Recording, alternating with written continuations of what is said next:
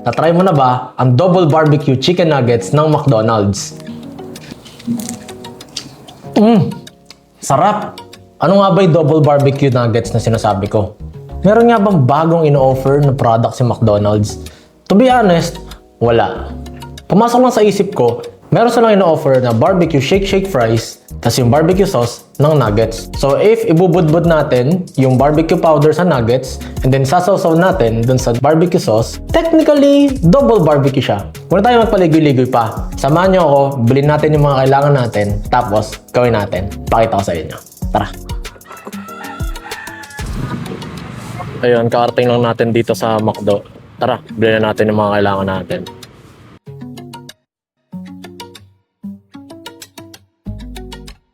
Okay, gotta order now. Kasi bata tayo pa uwi. Tapos, try na natin ang gagawin natin. So ayun na nga, nakauwi na ako. Nabili ko na yung mga kailangan nating bilhin. Umpisa na natin yung gusto natin gawin. Kailangan natin to, yung mismong wrapper or yung balot ng fries, ng shake fries. Then yung fries, bonus na lang yan.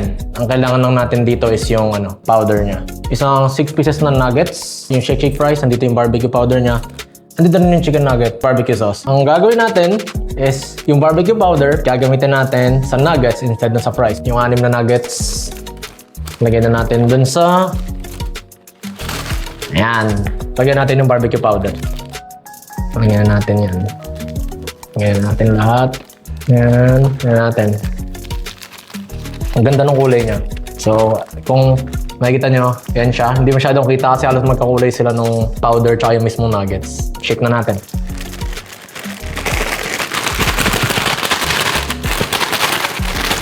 Check na natin kung maganda ba. Ooh! Transfer na natin dito ngayon sa bag.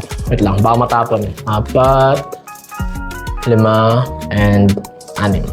Ganyan siya kaganda. Yan, sobrang powdery niya. Kaya nalalaglag pa. Pero ang ganda ng kulay niya. Para siyang spicy, di ba? Yung pagka-orange niya. Tapos, hindi siya magiging double barbecue kung wala yung barbecue sauce natin. So, ito na. Ayan.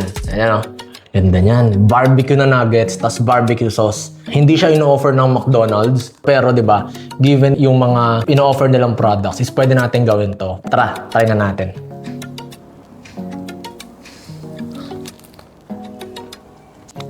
Ang sarap. Hindi naglalaban yung lasa nung sa powder. Tsaka nung parang in-enhance niya lalo. Parang yung barbecue sauce nila is mas matapang. Try ko siyang tikman nang wala nung sauce.